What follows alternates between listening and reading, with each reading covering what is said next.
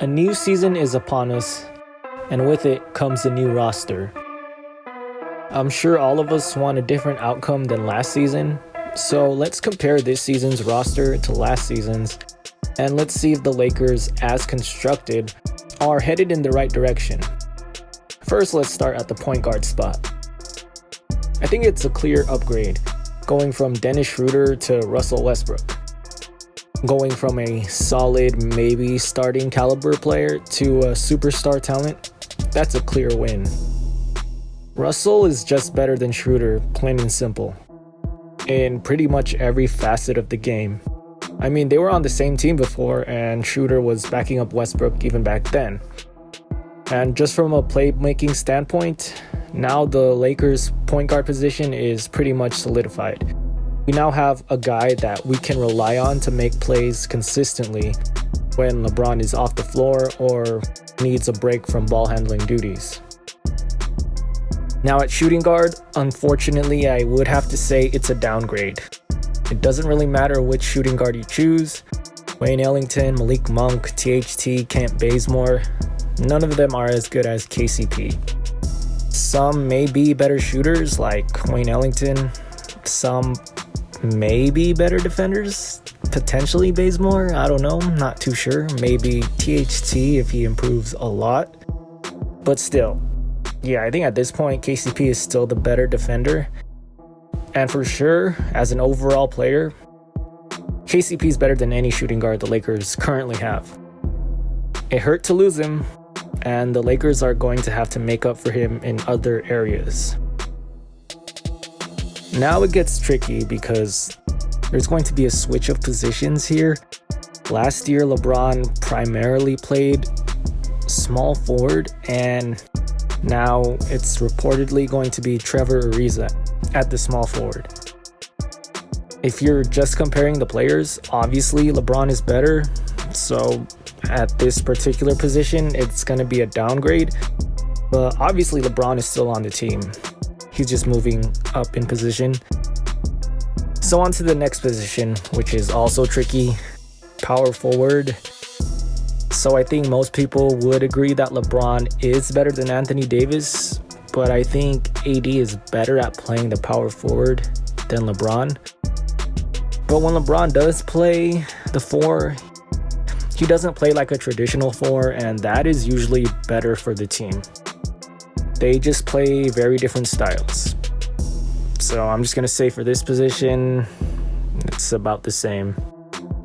Now for center, I think it's a clear upgrade.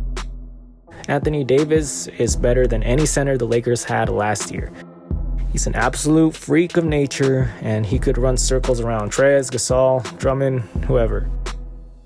So it's a clear upgrade because he can do all the things a center can and then do a lot of things a perimeter player can. Now let's compare the starting lineup as a whole, as it is more reflective of how they will play. So I think this year's starting lineup is better than last year's. One, because now they have another superstar in it, but this lineup is also a lot more versatile on defense and offense. They did lose a little bit of defense in the backcourt, but this lineup is a lot more switchable, and as a unit, I think they can be very tough defensively. Now, let's go to the bench. Let's start with the sixth man. They didn't really have a reliable sixth man last year, and that was part of the problem. But I'm going to say that the sixth man was Kyle Kuzma, and for this season, I'm going to say sixth man is going to be Melo. I'm going to say that's an upgrade. Kuzma is younger, he's definitely a better defender, but Carmelo can score the basket, and he can do it consistently. So he'll be much more valuable in this particular role for the Lakers. They now have somebody on the bench that they can rely on to get a bucket. Now, if we look at their backup point guards, I think it's another upgrade because last year, really all they had was Caruso and maybe THT sometimes. Like, although I love what they brought to the table, those aren't really guys you could count on for traditional point guard duties. But now they have Rondo back, who can definitely run an offense. They have Kendrick Nunn, who's much more of a scorer, but he also started a bunch of games for the Eastern Conference champion Heat team when Dragic was out. So he has experience running a team. They also added Austin Reeves, the rookie. I doubt he's going to do much this year, but at least that's another option that they have. Now let's look at the shooting guards. Last year they had Wesley Matthews, a huge disappointment, and Ben McLemore, who was almost out of the league. Both of these guys struggled to find a spot in the rotation, but this season they have Malik Monk, who had a pretty good season last year, and Kent Bazemore, another solid player. I would say this is an upgrade. Now let's look at the small forwards. Last year, Kuzma played a lot of small forward, and their other small forward was probably Alfonso McKinney. This season, they'll probably play Kent Bazemore as a backup 3. So I would say that this is a downgrade, even if last year's rotation wasn't that great as small forward. That's why I wanted them to go after another guy like James Ennis to solidify this spot. They don't really have much depth on the wing, but instead they went and signed Austin Reeves. So that's where they're at this point. I'm sure they can make up for it in other positions like they have in the past, but it would still be nice to have every position solidified. Now, at power forward, last year they had Markieff Morris and Jared Dudley. This season, it's pretty much just Melo. Maybe Ariza's going to take some power forward minutes. This is a tough one because I don't really count Ariza because he's going to play a lot of small forward. I do think Keith is a better overall player than Melo at this point of their careers. I'm going to reluctantly say downgrade in this position, but I'm not 100% certain.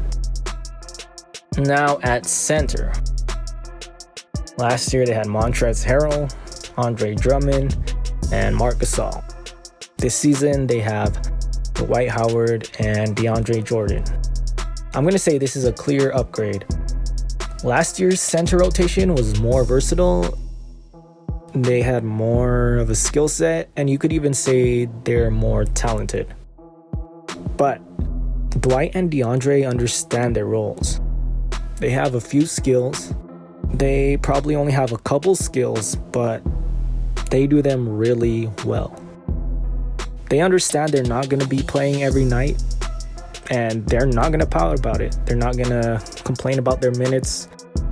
So this will be better overall for the team. They know their role. They're going to do it really well. Yeah, it keeps the game plan simple. So overall, I think this year's team is better.